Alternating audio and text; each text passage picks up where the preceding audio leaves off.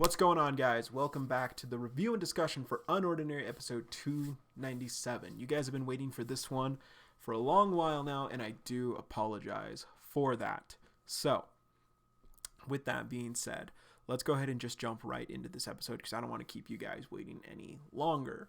So, episode starts out with Arlo talking to Valerie because he sees her calling. And Uru's not really subtle with this one, and honestly, I'm not saying that to like dig at her. I'm just saying like it's really obvious what's happening in the paneling here. So basically, Valerie shows up. She just got home from work. She literally has blood on her hands. She clearly just killed someone fresh off the boat, and as she's talking to Arlo, she's literally cleaning blood off of her hands. The symbolism is really amazing. She's maintaining a clean and vigilant persona, like, you know, somewhat a seeker of justice, basically, persona for Arlo, despite there being blood, figuratively and literally, being on her hands. You know, what with her being the one that killed, being one of the ones to kill Ray, and also just the amount of who knows how many lives she's taken at this point going forward. So Arlo does ask her, though, if she thinks the punishments that are given are too harsh, which she immediately spins into being the fault of those who are the rule breakers, vigilantes, or just people in general who break the rules. And while Arlo agrees with her on the phones, afterwards he firmly states to himself and believes that Sarah and everyone, except for John, aren't bad people, but were forced into their situations. Sarah wasn't able to get her ability back, and the authorities weren't being any help. Remy wasn't getting any answers for Ray's death, and so she wanted to find answers on her own. Blake and Ison are just trying to help her. So, and Arlo even says they're not bad people. They were forced into this situation. So, it's honestly good to see a little bit of resistance in Arlo starting to grow. He didn't defy his aunt on the phone. When she just asked him, "Do you understand why I'm telling you this?" He just said, like, "Yes, I do." But that little bit of resistance that's showing inside of him right now is really cool to see, and I really like it. So yeah, I'm especially curious, and I really like it, and it really shows based on what Arlo does in the next after this. And my honest thoughts about Valerie after this scene: she's evil, without a doubt. Now, granted, she's also been raised in this society and this vicious cycle of control. Come back to that later. But we do see here that she fully believes in the system that she is a part of, and like a part of enforcing and keeping like the cycle going. And seemingly, there's not a hint of mercy or remorse in the things she's done and the things that she tells Arlo. If anything, after her conversation with Arlo, she just is growing impatient. She clearly sees that there is someone influencing Arlo at Wellston, and she doesn't like that. She thought Remy was, that's why also she wanted to get rid of Ison as well, because Cassandra was only looking into Remy and Blake. But Valerie was just like, "Oh, you're going to want to check out this student too, Ison." So clearly she wants control, and she wants to make sure that Arlo knows what's right. I do still stand by what I said, that I do believe Valerie still loves Arlo because she's done nothing but show support for him. She just has a very twisted way of showing it. So, or she has a very twisted view of the world. And so, yeah, but she's evil. Now, like I said though, her not showing a hint of mercy or remorse for the things she's done, it's a really nice again, like I said, like I've been saying in the last review and discussions, I really want to give credit where credit is due when it comes to Arlo's character. It's really cool that we see this in Arlo's family a few episodes later, after we saw Arlo reflecting on all that he did to John and apologizing for it. It's a really cool touch, and again, kind of shows like the symbolism is really amazing in the episode. Now, Cassandra's investigation continues in this episode as well, and so thanks to Cassandra, we get information on Vaughn, or should I say Victor, a former member of the Bureau of Authority's juvenile delinquent instructors, and we get his ability is telekinesis. And I think Uru meant to spell telekinesis, but she didn't. Nonetheless, level 7.8. So he was, at the time he was with the authorities, he was stronger than John. And that was years ago, over a decade ago, according to Cassandra. So I am curious, did he in that time get stronger than Serafina? I think he probably did. A long time has passed. Maybe he hasn't, because maybe he's kind of been like, maybe he's played the John card, kept his ability under wraps, didn't use it too much. But I do totally think Vaughn may be stronger than Sarah at this point. So, yeah. We then learned that he was fired for insubordination. I'm going to go on a limb and say that it's possibly most likely to him not complying with how they were treating the juveniles like John.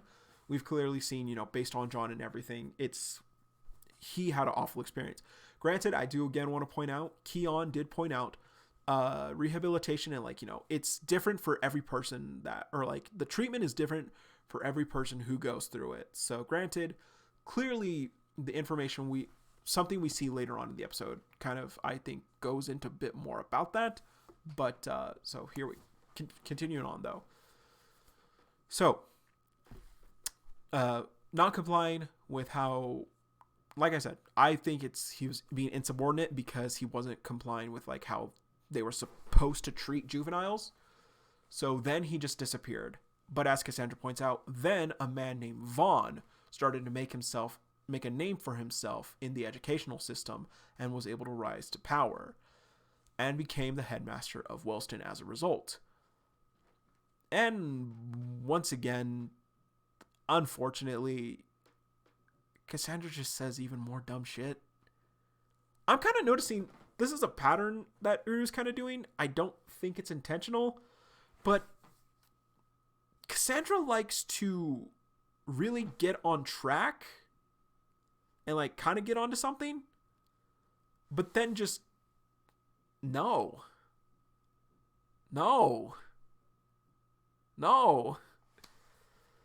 And so basically what she begins to kind of hone in on what her theory is with Vaughn being up to.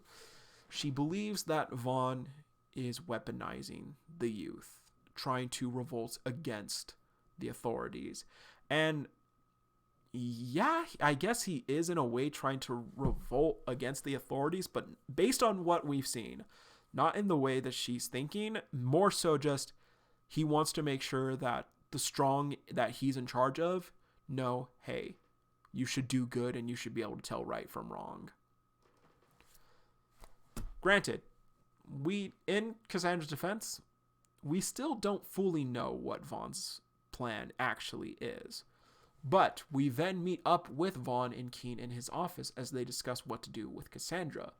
Keen suggests to Vaughn that he resign from headmaster, but Vaughn reveals what his plan is without kind of explaining it, but he does say he wants to break the cycle of control because he owes it to every future he destroyed.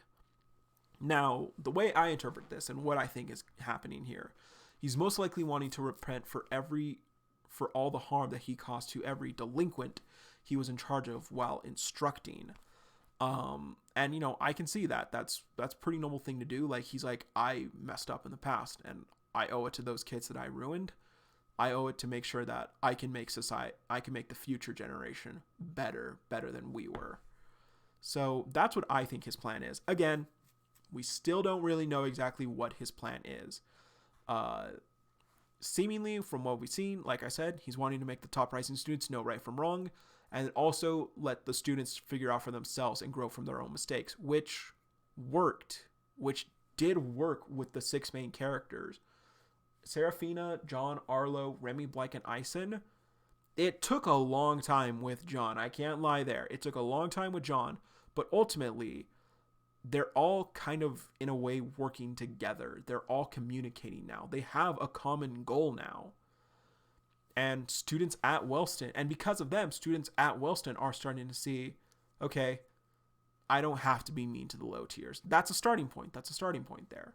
but what his plan was worked, and clearly that doesn't sit right with the authorities. Weaponizing the youth, though, Cassandra? No. Anyway.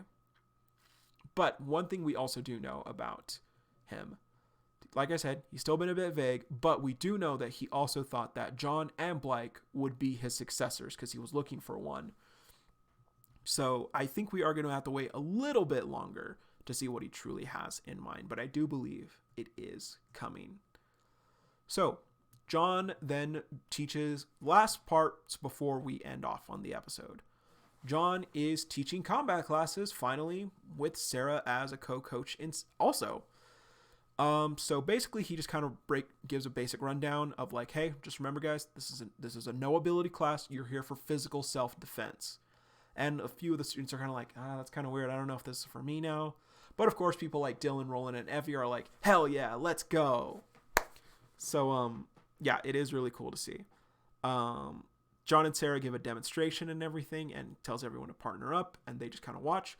But then Arlo shows up to talk to Sarah, and they go off to talk for a bit.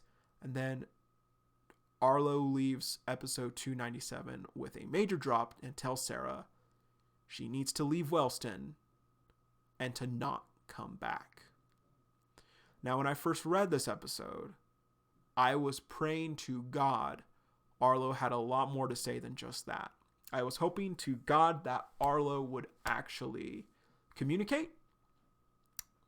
But that's where the episode ended off. And honestly, with all the information, with everything that happened in this episode is easily, without a doubt, a level 8.5. So, yeah, overall, really fucking solid guy. Really fucking solid, honestly. Overall, I would say, yeah, it's a really good episode. And episode 298 follows up perfectly with this episode. I'll say that right now. Spoiler alert for you. But, yeah, just overall really solid episode. And, yeah, I was really happy that I got to read it. So, that is it for this review and discussion. Honestly, like I've been saying, really great episode overall. And let me know what you guys all thought down below in the comments. And as always, see you, Space Cowboy.